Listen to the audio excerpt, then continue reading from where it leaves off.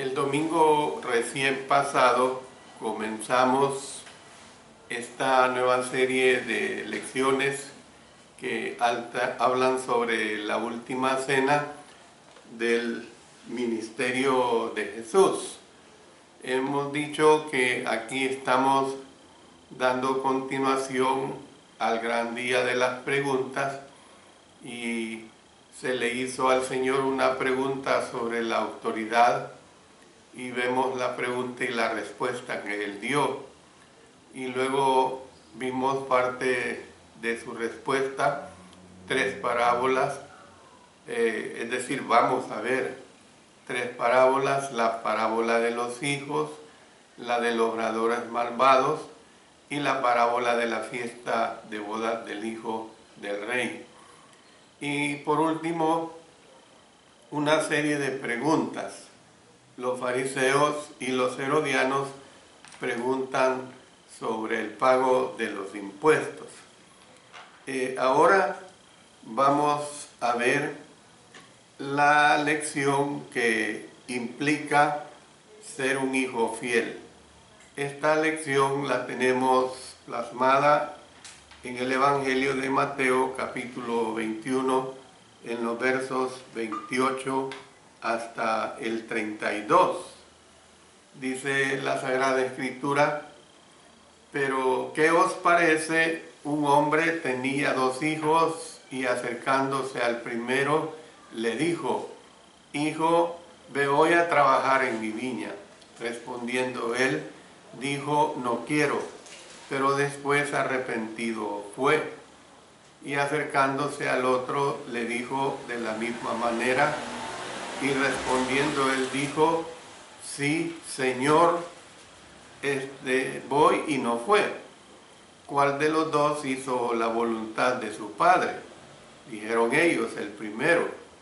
Jesús les dijo: de cierto os digo que los publicanos y las rameras van delante de vosotros al reino de Dios, porque vino a vosotros Juan en camino de justicia y no le creísteis.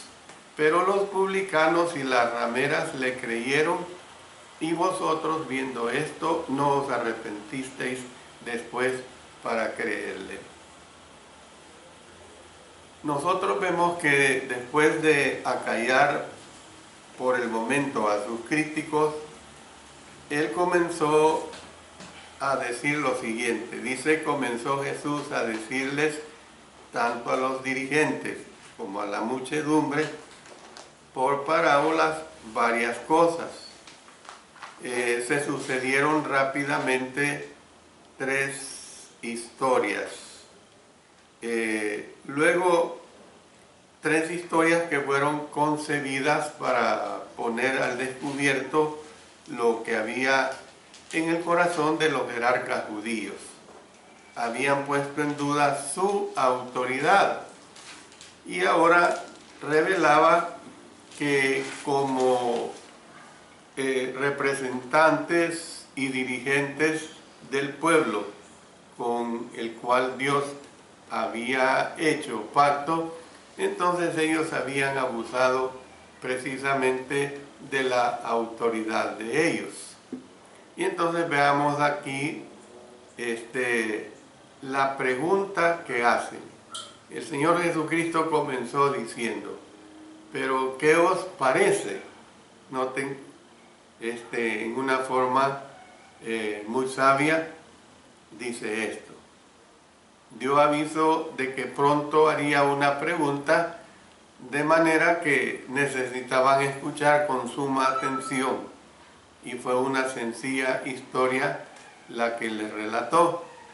Un hombre tenía 2 hijos y acercándose al primero le dijo: hijo, ve hoy a trabajar en mi viña.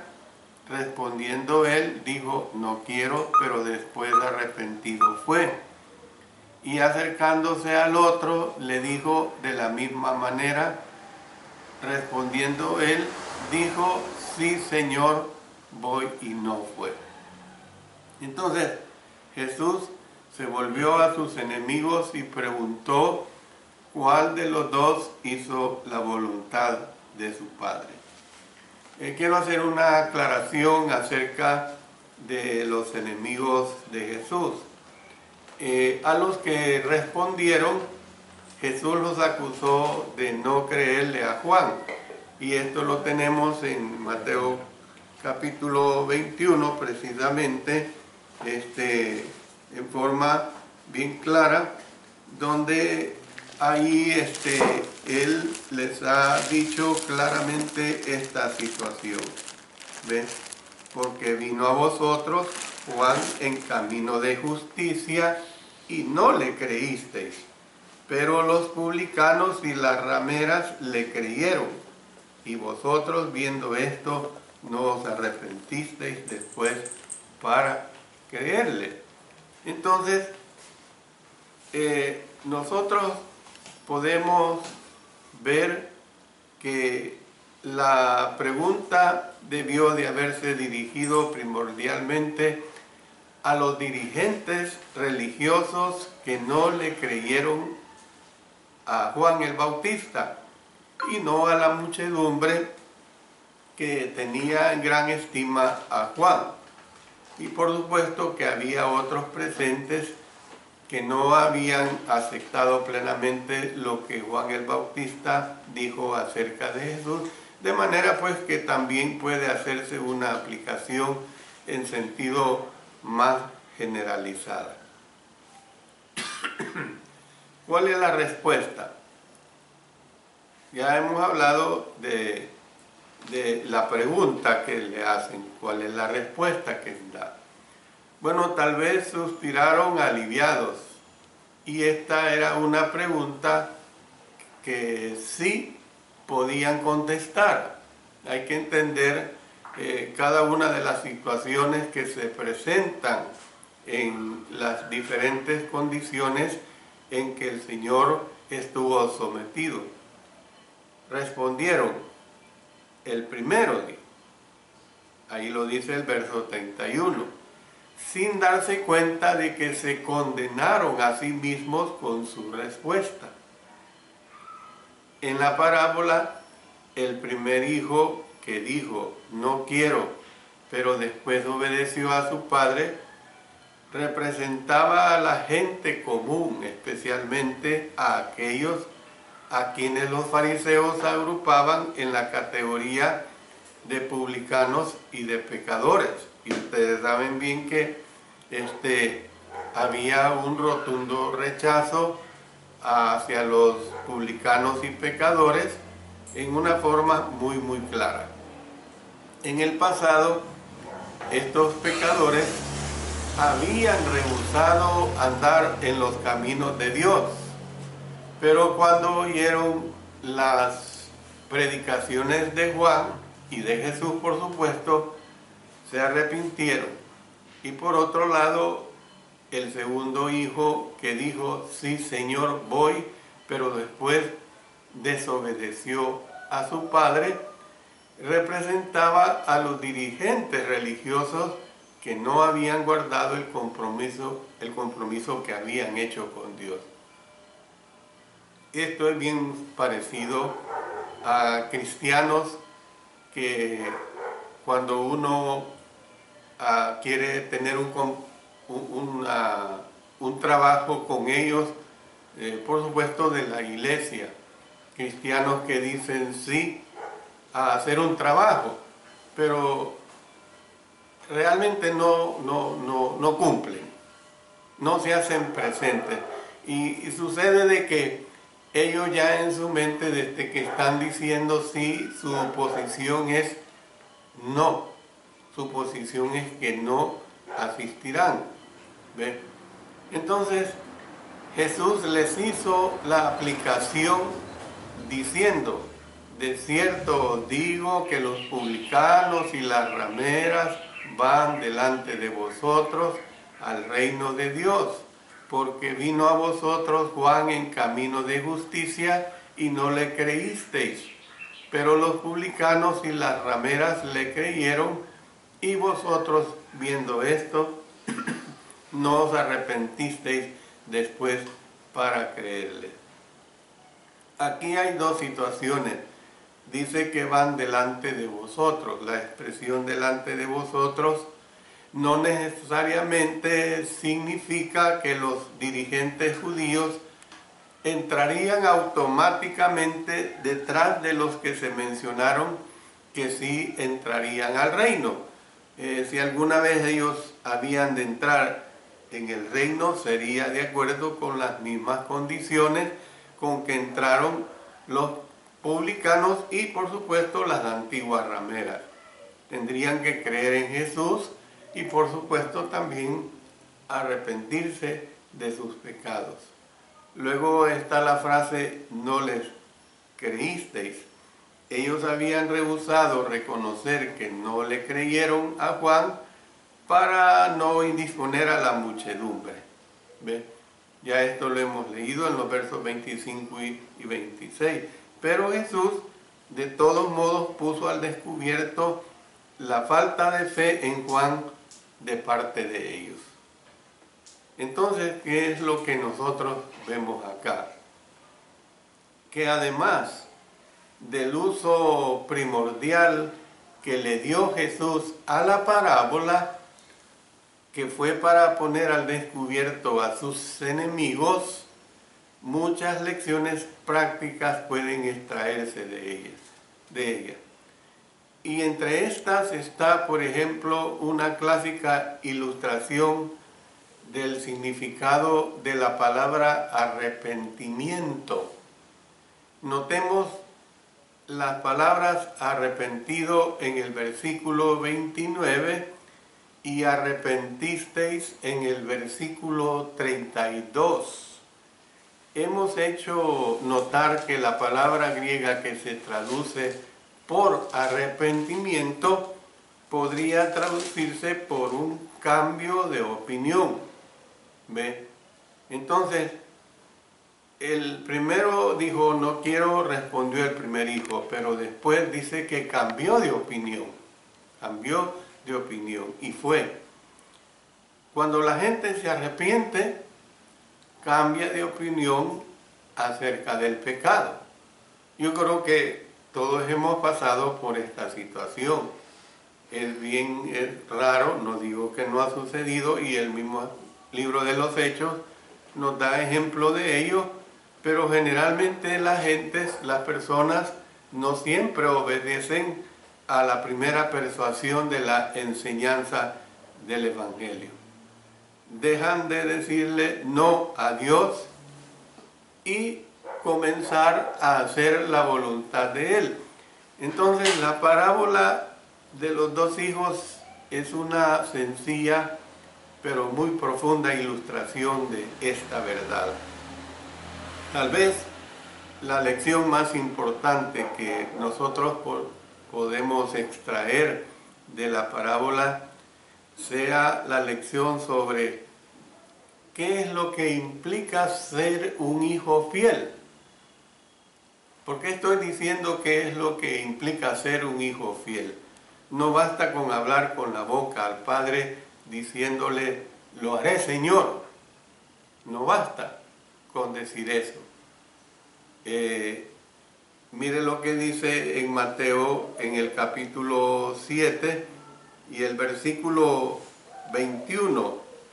Usted lo conoce bien, esta declaración. No todo el que me dice, Señor, Señor, entrará en el reino de los cielos, sino el que hace la voluntad de mi Padre que está en los cielos. En Lucas capítulo 6 y el versículo 46 dice, porque me llamáis Señor, Señor, y no hacéis lo que yo digo. ¿Ve? Entonces vemos que Dios todavía llama a obreros a su mies. Aquí otra vez volviendo a Mateo en el capítulo 9 y el versículo 36 dice, y al ver a las multitudes tuvo compasión de ellas porque estaban desamparadas y dispersas como ovejas que no tienen pastor. Entonces, ¿qué es lo que vemos? que si el arrepentimiento es necesario, pues, para hacernos salir de la casa e ir a la viña, entonces la lección es arrepintámonos. Esa es la lección que aquí se está presentando. Pero luego viene otra pregunta, y es una pregunta que también nos da una lección, y es la lección sobre rendir cuentas, la lección sobre rendir cuentas. Y otra vez tenemos esta declaración en el Evangelio de Mateo, en el capítulo 21, ahí se nos declara en los versos 33 hasta el 46. Dice así: oíd otra parábola. Hubo un hombre padre de familia, el cual plantó una viña, la cercó de vallado, cavó en ella un lagar, edificó una torre y la arrendó a unos labradores y se fue lejos. Y cuando se acercó el tiempo de los frutos, envió sus siervos a los labradores para que recibiesen sus frutos. Mas los labradores, tomando a los siervos, a otro mataron y a otro apedrearon. Envió de nuevo otros siervos más que los primeros, e hicieron con ellos de la misma manera. Finalmente les envió su hijo diciendo: tendrán respeto a mi hijo. Mas los labradores, cuando vieron al hijo, dijeron entre sí: este es el heredero, venid, matémosle y apoderémonos de su heredad. Y tomándole, le echaron fuera de la viña y le mataron. Y cuando venga pues el señor de la viña, ¿qué hará a aquellos labradores? Le dijeron: a los malos destruirá sin misericordia y arrendará su viña a otros labradores que le paguen el fruto a su tiempo. Jesús les dijo: ¿nunca leísteis en las Escrituras: la piedra que desecharon los edificadores ha venido a ser cabeza del ángulo? El Señor ha hecho esto y es cosa maravillosa a nuestros ojos. Por tanto os digo que el reino de Dios será quitado de vosotros y será dado a gente que produzca los frutos de él. Y el que cayere sobre esta piedra será quebrantado, y sobre quien ella cayere le desmenuzará. Y oyendo sus parábolas, los principales sacerdotes y los fariseos entendieron que hablaba de ellos. Pero al buscar cómo echarle mano, temían al pueblo, porque éste le tenía por profeta. Aquí nosotros vemos cómo es que Jesús pasó después a referir una parábola que explicaba cómo es que los dirigentes religiosos habían usado sus puestos de autoridad para alcanzar el enriquecimiento y la glorificación de sí mismos. Es decir, que la parábola también puso al descubierto los motivos diabólicos que tenían ellos para desear darle muerte. Esto es bien claro. ¿Ven? Entonces viene otra vez la pregunta.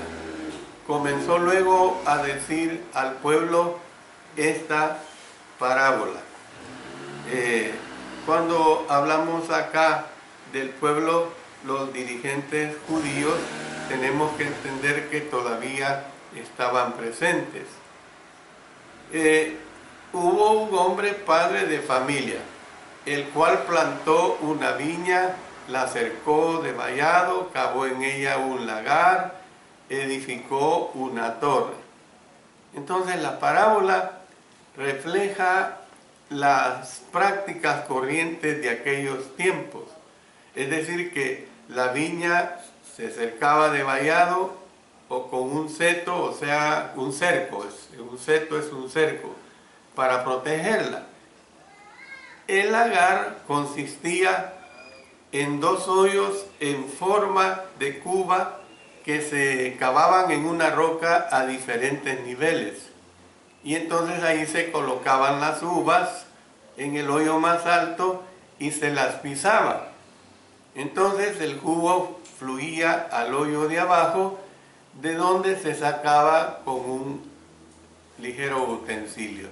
La torre era una plataforma donde los vigías podían apostarse,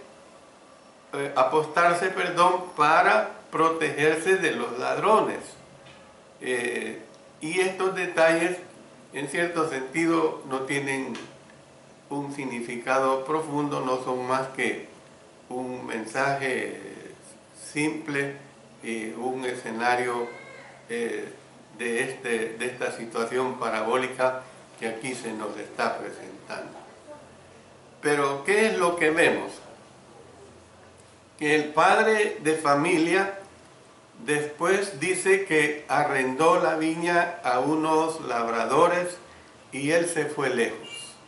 Se fue lejos. En aquel tiempo no era raro que los propietarios que se ausentaban dejaran sus tierras en manos de campesinos que las cultivaban. Y este propietario tenía un acuerdo de aparcería. Yo aprendí esto desde mi niñez con tíos parientes. Un aparcero es el que agarra una tierra para cultivarla de otro propietario o de un propietario, y que cuando termina o saca la cosecha, le paga o con dinero o le paga con el fruto de la cosecha. Entonces este propietario tenía un acuerdo de aparcería con sus arrendatarios y ellos debían de darle un porcentaje de lo acordado del producto. Miren, esto está ilustrado en Marcos capítulo 12 y el versículo 2. Dice: y a su tiempo envió un siervo a los labradores para que recibiese de estos del fruto de la viña. Entonces, los aparceros eran una figura de los dirigentes de la nación. Y estos hombres debían rendir cuentas de cómo trataban o maltrataban la heredad de Dios. Según el Evangelio de Lucas, el propietario dice que se ausentó por mucho tiempo. Esta es la realidad. Los dirigentes constituidos habían sido responsables de la viña de Dios, o sea, de Israel, durante muchos siglos. En Mateo capítulo 21, verso 33, Jesús citó palabras de Isaías capítulo 5, versos 1 y 2. Miren lo que dice en Isaías capítulo 5, versos 1 y 2. Ahora cantaré por mi amado, el cantar de mi amado a su viña. Tenía mi amado una viña en una ladera fértil. La había cercado y despedregado y plantado de vides escogidas. Había edificado en medio de ella una torre y hecho también en ella un lagar, y esperaba que diese uvas, y dio uvas silvestres. Entonces, nosotros podemos ver que es una referencia precisamente a la nación de Israel. Por eso decimos que los dirigentes constituidos habían sido responsables de la viña de Dios, que era Israel, durante muchos siglos. Durante muchos siglos. Por eso miren lo que dice en Marcos capítulo 12, versos 2 al 5. envió un siervo a los labradores para que recibiese de estos del fruto de la viña. Mas ellos, tomándole, le golpearon y le enviaron con las manos vacías. Volvió a enviarles otro siervo, pero apedreándole, le hirieron en la cabeza y también le enviaron afrentado. Volvió a enviar otro y a este mataron, y a otros muchos, golpeando a unos y matando a otros. Entonces nosotros podemos ver que este trato tan atroz que recibieron los siervos del propietario reflejaba el maltrato que recibieron los profetas de Dios. Estos profetas habían sido perseguidos por la nación judía en general y por los dirigentes judíos en particular. Vamos a ver alguna serie de citas que tenemos, por ejemplo, en Nehemías capítulo 9 y el versículo 26. Dice: pero te provocaron a ira y se rebelaron contra ti, y echaron tu ley tras sus espaldas, y mataron a tus profetas que protestaban contra ellos para convertirlos a ti, e hicieron grandes abominaciones. Vamos a Jeremías capítulo 7, versículos 25 hasta el 26. Dice: desde el día que vuestros padres salieron de la tierra de Egipto hasta hoy, y os envié todos los profetas mis siervos, enviándolos desde temprano y sin cesar, pero no me oyeron ni inclinaron su oído, sino que endurecieron su cerviz e hicieron peor que sus padres. ¿Ve? Luego, si vamos al Nuevo Testamento, en Mateo capítulo 23, Mateo capítulo 23 y el versículo 34, dice, 23, 34, por tanto aquí yo os envío profetas y sabios y escribas, y de ellos a unos matasteis y crucificaréis. A unos mataréis y crucificaréis, y a otros azotaréis en vuestras sinagogas y perseguiréis de ciudad en ciudad. Entonces, ¿qué es lo que vemos? Pues que el propietario, desconcertado, dijo: ¿qué haré? Tenía aún un hijo suyo que lo amaba, un hijo amado. Sin duda, dice él, que tendrían respeto a su hijo amado. Resultaría incomprensible que no lo tuvieran. Eso es lo que él razonó. Entonces, de modo que lo envió también a ellos.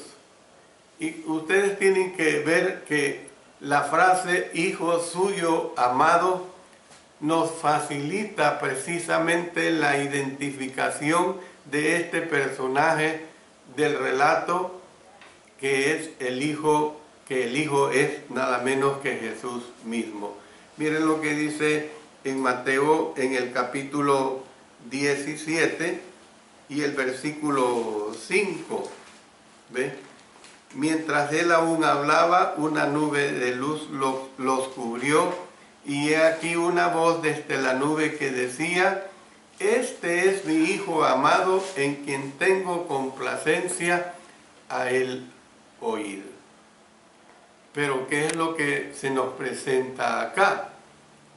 Dice que más los labradores, cuando vieron al hijo, dijeron entre sí: este es el heredero, venid matémosle y apoderémonos de su heredad.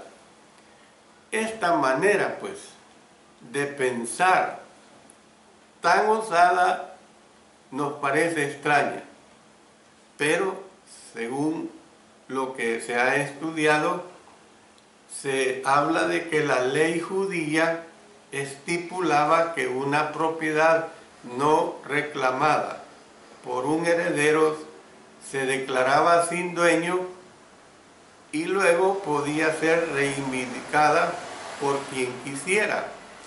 Entonces los arrendatarios habían estado en posesión de la tierra por un tan largo tiempo que llegaron a creer que la tierra les pertenecía.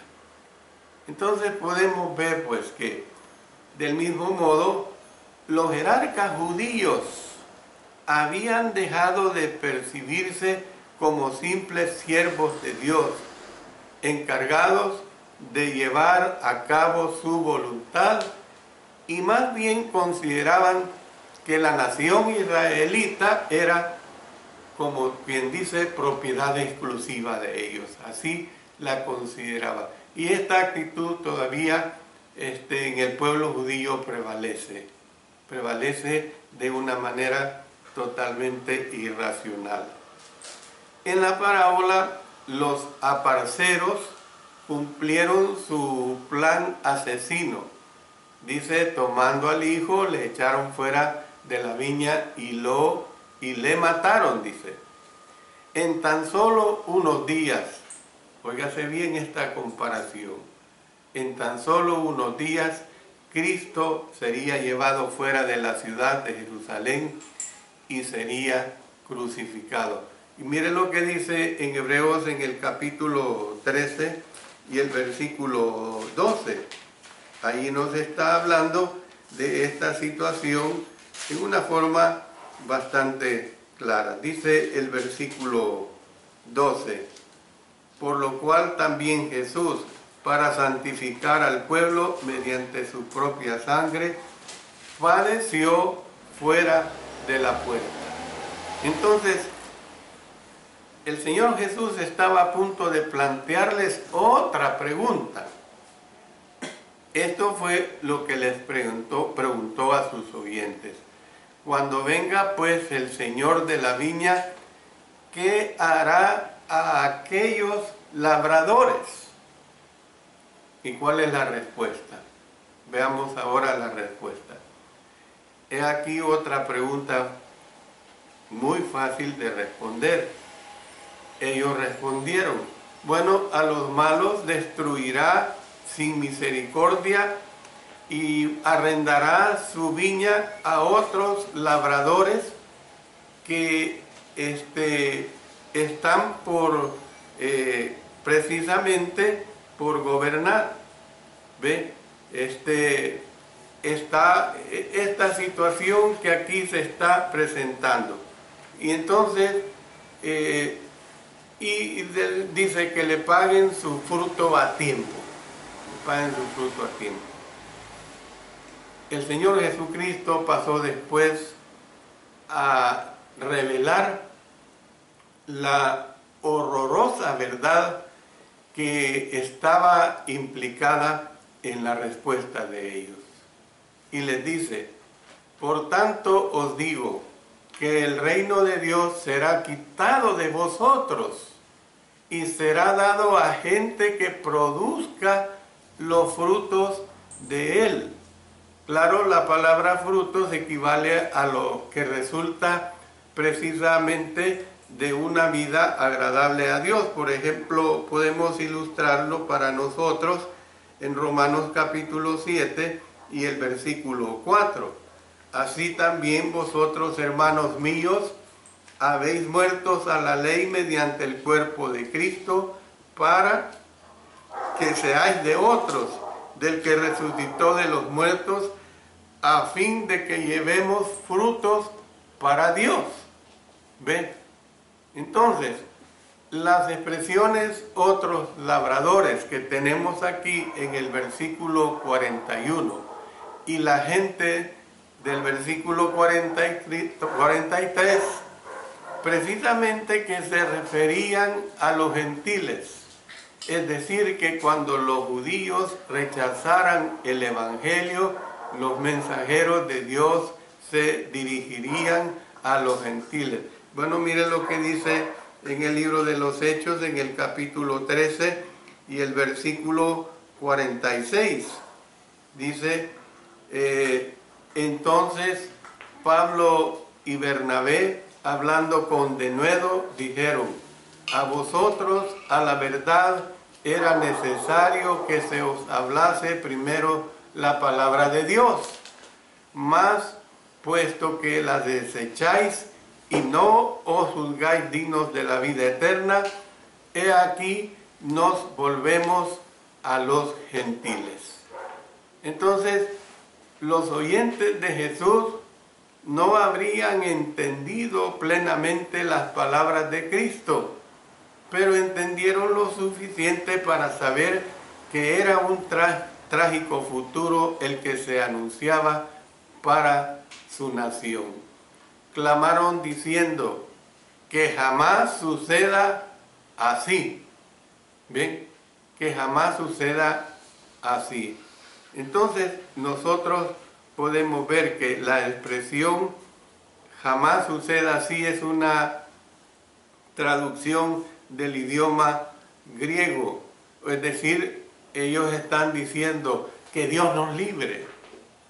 Que Dios nos libre de esta situación, cuando están diciendo que jamás sucede así. Tristemente, así sucedería, pues los arrendatarios de Dios, o sea, aplicándolo ya a los dirigentes judíos, habían resuelto matar al Hijo de Dios. Y como prueba de que esto ocurriría, Cristo citó Salmo 118, un salmo mesiánico conocido. Nunca leísteis en la Escritura: la piedra que desecharon los edificadores ha venido a ser cabeza del ángulo. Entonces, los maestros y dirigentes judíos se imaginaban que el Mesías sería un líder militar de la realeza. Cuando Jesús vino, Él no calzó en la imagen que tenían ellos de un Mesías apropiado, y que por lo tanto lo desecharon, y la ilustración presentaba a unos edificadores haciendo a un lado nada menos que la piedra sobre la cual debía edificarse el resto de la estructura, o sea, el reino de nuestro Señor.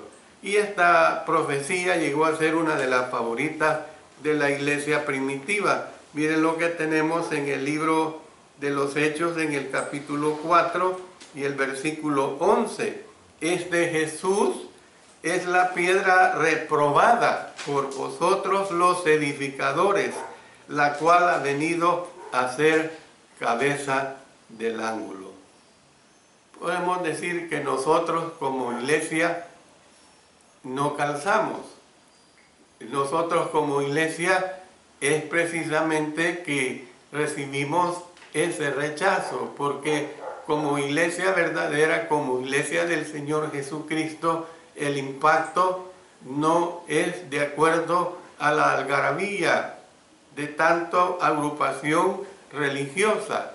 Entonces, ¿qué habría de suceder, pues, a los que desechan la principal piedra del ángulo? Bueno, el Señor Jesucristo dijo: y el que cayere sobre esta piedra será quebrantado, y sobre quien ella cayere le desmenuzará. Mateo capítulo 21, verso 44.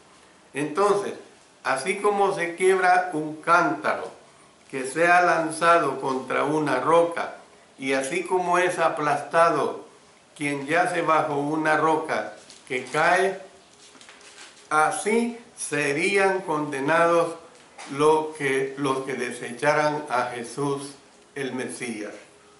Jesús el Mesías, del cual especialmente Isaías, conocido como el profeta mesiánico, les había hablado vastamente. Y no solo él, sino varios profetas que hablaron como el Mesías prometido, y que se cumplió precisamente en la persona de nuestro Señor Jesucristo. Entonces, ¿qué es lo que nosotros podemos ver? Que los amigos de Jesús no siempre entendían sus parábolas. Miren lo que dice en Lucas en el capítulo 8 y el versículo 9. Dice, y sus discípulos le preguntaron diciendo, ¿qué significa esta parábola? Sin embargo, en esta ocasión, fíjense qué cosa un tanto contradictoria, que aún sus enemigos no tuvieron problemas para hacer la aplicación. Dice el verso 45 de Mateo 21, y oyendo sus parábolas, los principales sacerdotes y los fariseos entendieron que hablaba de ellos. Es probable que no entendieran todos los detalles, pero por lo menos sabían que los relatos apuntaban a ellos y sabían que la intención con que se referían era menos que elogiosa. Entonces, ¿qué es lo que podemos ver? Pues que el odio de ellos contra Jesús se intensificó y procuraron echarle mano en aquella hora. Nos dice Lucas capítulo 20, versículo 19. Entonces termino diciendo lo siguiente, que una vez más, sin embargo, se vieron frustrados por el temor que tenían del pueblo que le tenía a nuestro Señor por profeta. Sabían, eran personas que no eran torpes en muchas cosas religiosas, sabían perfectamente bien, porque su vida había sido una vida de herencia religiosa, de enseñanza de la ley mosaica, ¿ve? Pero muchas veces, ¿qué es lo que sucede? Que el orgullo puede más. El orgullo es tan enorme que el orgullo no deja, no quiere manifestarse de una manera, reconocer una situación que es tan clara como la que se presenta aquí en este mensaje divino. Yo le animo en el nombre del Señor Jesucristo a que, si usted tiene esa actitud de orgullo, que lo deje, que deje esa actitud, que reconozca la sencillez, usted como hermano, como hermana, que reconozca la sencillez de la palabra de Dios y que ella siempre le maneje su vida. Usted como amigo que no ha obedecido, que reconozca la sencillez, arrepintiéndose de sus pecados, confesando a Cristo como el Hijo de Dios y siendo bautizado para el perdón de sus pecados y luego evidentemente ser añadido a la iglesia de Cristo Jesús y mantenerse fiel adorándole precisamente dentro de su iglesia. El Señor bendiga su palabra y con su ayuda continuaremos estudiando más de ella en las próximas lecciones.